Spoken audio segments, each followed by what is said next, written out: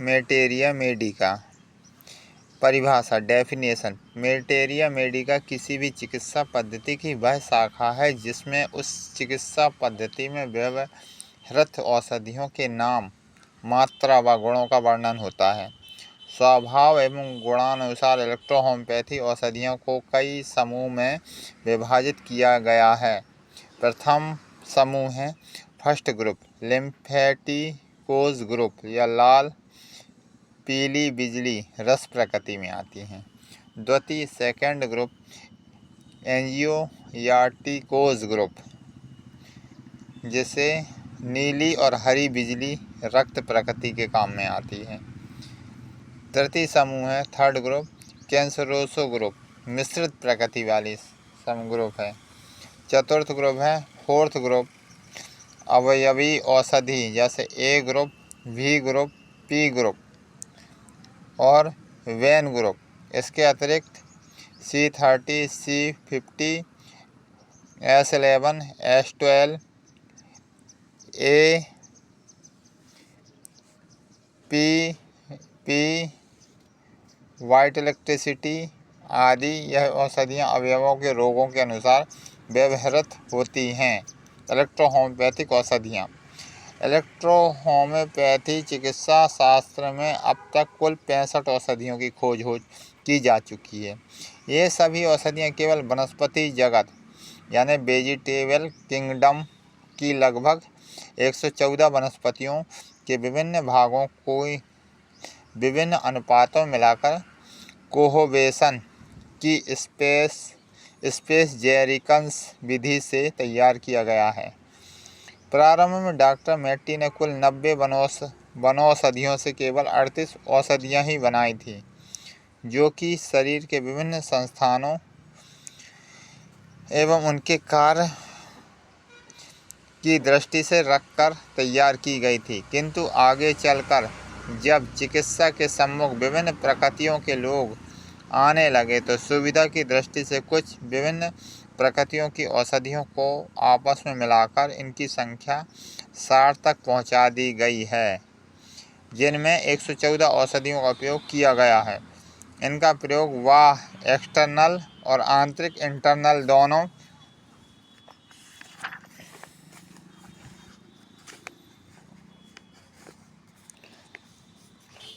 दोनों रूपों में होता है।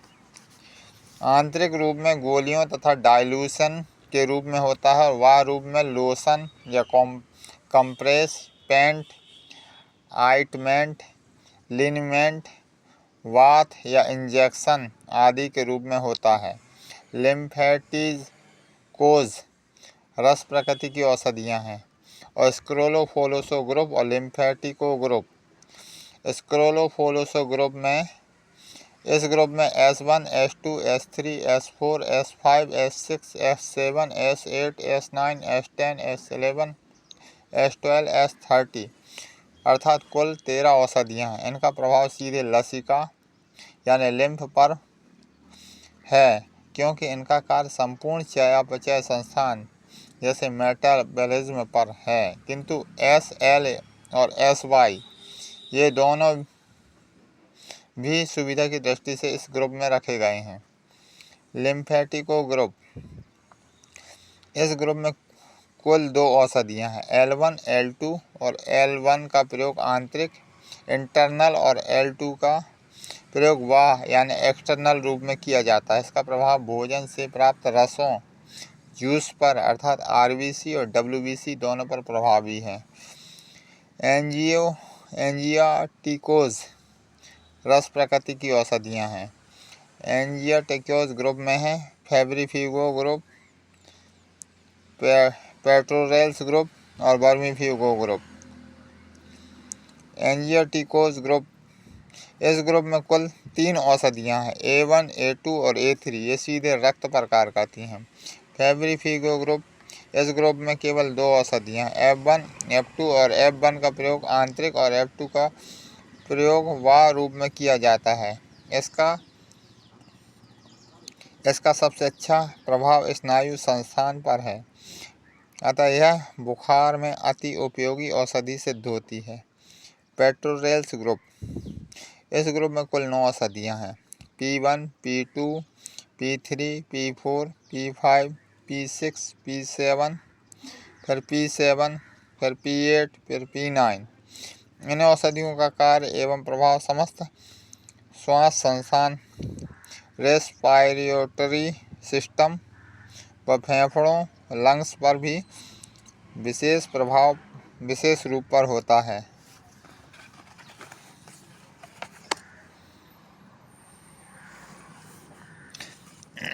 वर्मीफ्यूगो ग्रुप। इस ग्रुप में कुल 2 औषधियाँ हैं। वर्मीफ्यूगो, इसका प्रभाव स्नायु व नर्वस सिस्टम में पाचन संस्थान, डाइजेस्टिव सिस्टम के निम्नांगों जैसे मलाशय में को रेक्टम और आंतों को इंटेस्टाइन पर भी है। अतः पेट के प्रत्येक प्रकार के कीड़ों के लिए उपयोगी औषधि है, अतः अत्यंत लाभदायक सिद्ध हुई है। कैंसरोजो मिश्रित प्रकृति, मिक्स्ड टेम्परामेंट की औषधियाँ हैं। कैंसरोजो ग्रुप और वेनेरियो ग्रुप। कैंसरोजो ग्रुप। इस ग्रुप में कुल 17 औषधियाँ हैं, जैसे C1, C2, C3, C4, C5, C6, C7, C8, C9, C10, C11, C12, C30, C40, C50, C60, C70 हैं। इसका प्रभाव कैंसर जैसे प्रत्येक खतरनाक रोगों पर होता है। वेनरियो ग्रुप। इस ग्रुप में कुल 5 औषधियाँ हैं। When 1, when 2, when 3, when 4, when 5। ये औषधियाँ अपने नाम के अनुसार समस्त वेनेरियल रोगों जैसे सिफिलिस, सूजाक, गोनेरिया आदि पर बहुत ही गहराई से कार्य करती हैं। इलेक्ट्रिसिटीज़। इनकी मुख्य संख्या 5 है। ये विद्युत शक्ति इलेक्ट्रिसिटी पावर संपन्न है। इनका प्रयोग आंतरिक और बाह्य दोनों रूपों में प्रकृति अनुसार अकॉर्डिंग टू टेम्परामेंट होता है, किंतु 6वीं 6 औषधि त्वचा एवं जल, स्किन वाटर, जो एक्वा पल्लावली के नाम से भी जानी जाती है, त्वचा पर बाह्य रूप से प्रयोग की जाती है। यह कुछ मात्रा में विद्युत शक्ति संपन्न है। वैसे अभी तक इसका वह प्रयोग ही किया जाता रहा, किंतु आंतरिक प्रयोग भी होने लगा है। इलेक्ट्रो होम्योपैथी में होम्योपैथी शब्द के नाम हेतु प्रयुक्त समानता का सिद्धांत रोगों और औषधियों की कार्यप्रणाली की समानता को दर्शाता है, न कि होम्योपैथी की लक्षण की समानता को।